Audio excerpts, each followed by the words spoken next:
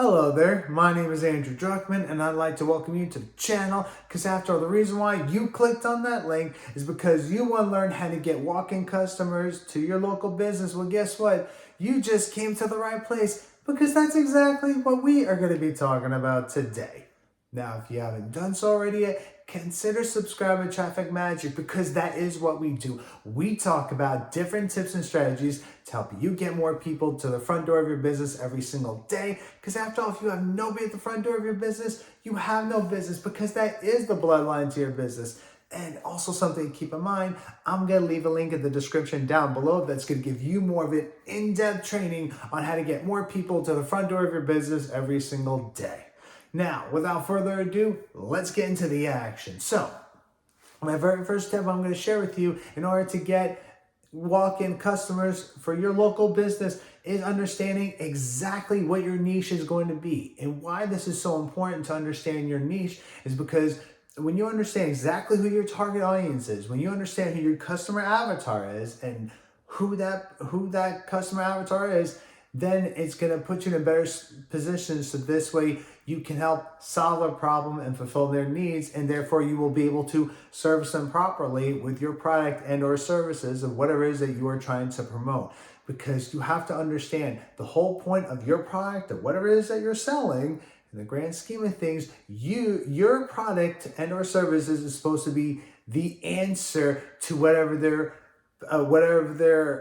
pain point is. Meaning that you see that someone is going through something, there's some type of pain or there's some type of destination, whatever it is that your product is going to do, that's going to help them get to where they need to be, whatever the case might very well be, because that's the point, because you want to position yourself in understanding that your product is going to help solve their problem. So the more that you understand about your demographic of audience, then that's going to put you in a better position to be able to solve their problem, fulfill their needs. And it could be, and just to kind of give a little bit of a silly example, well, in the grand scheme of things, I'm going to understand that the clientele that I'm going to have, and this obviously is going to be an example for this video. Now, if I have a McDonald's, right, where I'm selling cheap $5, $6 cheeseburger and fries and a cola, whatever have you, obviously that clientele is going to be a lot different than, say, like a fine dining steakhouse, just for example, right?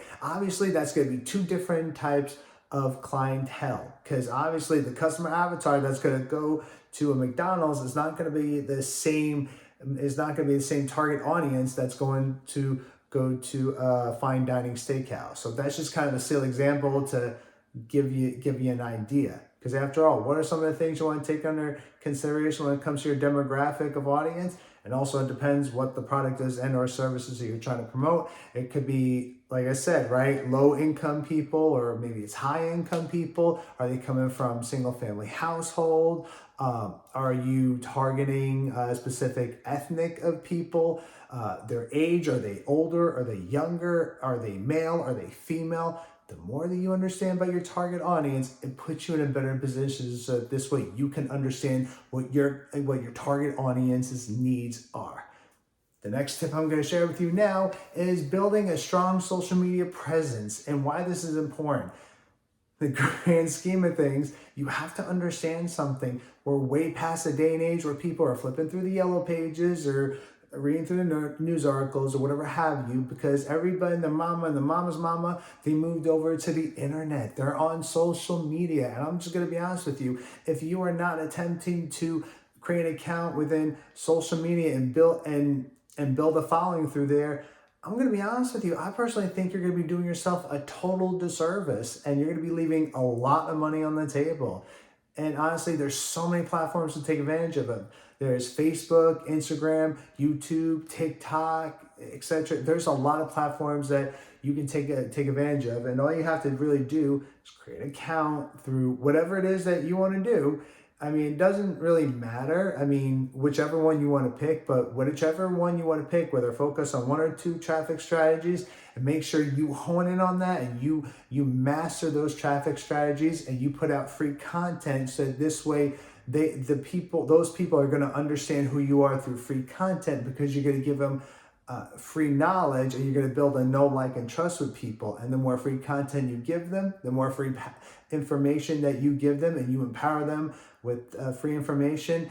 Not only at some point will you build a know, like, and trust with you, because that's how they're going to get to know you. They're going to like you because you're going to empower them with free information. And the more you do it, eventually you're going to build a trust with them so much that you're going to be able to build credibility with them that they're going to more than likely want to buy from you. And it's a very, very powerful thing to build relationships with people, because the more that you're able to build relationships with people, not only will they be willing to buy your product and or services, whatever you're trying to promote, but they'll more than likely buy your products for the long term, which now means you have customer retention where they're coming back even for more. So now you can keep selling to them. So I really hope that makes sense. The next tip of what I'm going to share with you is make sure that your storefront is presentable. Now, what I mean by that, making sure that whatever the product and or services that you are serving, whatever it is that you're trying to promote, make sure that it's clear as far as what that product is, whatever your name brand is, whatever the case might very well be. Make sure there's a billboard, make sure there are signs there that's talking about that. So when people are driving by, they're gonna see your place of business, because you understand your storefront, the billboards, that's the very first thing that people are gonna see, because people are not just gonna just show up at the front door of your business just because. Like, you have to put your business out there, and having some type of advertisement out there is definitely a great way to get your business out there. Now, the next thing I'm going to tell you to do, is when you get that walk-in customer walking into the front door of your business, you want to make sure that the place is clean and presentable. Now, this might very well sound silly, but you'd be very surprised. I can't tell you how many times I personally have walked into a place of business, or someone's place of business, and it looked raggedy, it looked raunchy. It really just did not look appealing at all. It wasn't attractive. That honestly, I turned the other way around that quickly. And it literally takes less than a second when you have to make the very first impression on someone when it comes to getting someone into the front door of your business. It takes less than a second. So understand, having your interior business clean, presentable, making sure the colors of the plays are coordinated very right. Now, of course, obviously, everything what I'm talking about, you have to do with what's within the congruency of your niche. So you want to make sure you pick out the right colors, and the interior part is very nicely presentable.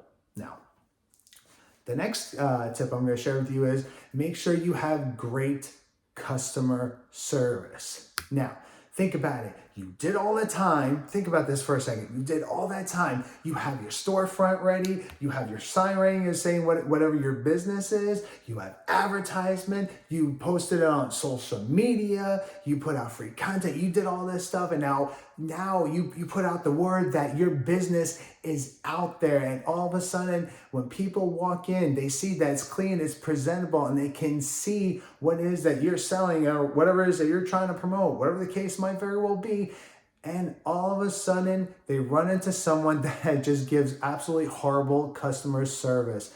And honestly, I still see it happen still to this day, where I will walk into someone else's business and the customer service is just poor. It's just really bad. They don't care about their people. They don't ask questions. They don't smile. So those are some of the things you want to do, is ask them, hey, how you doing? You know, what's going on? If you need help, please let me know. I'd be more than happy to assist you with whatever it is, whatever questions that you have, whatever the case might very well be. And when you're smiling, when you're friendly, the thing about it is that at that point, and you're giving that good energy, people feed off of that.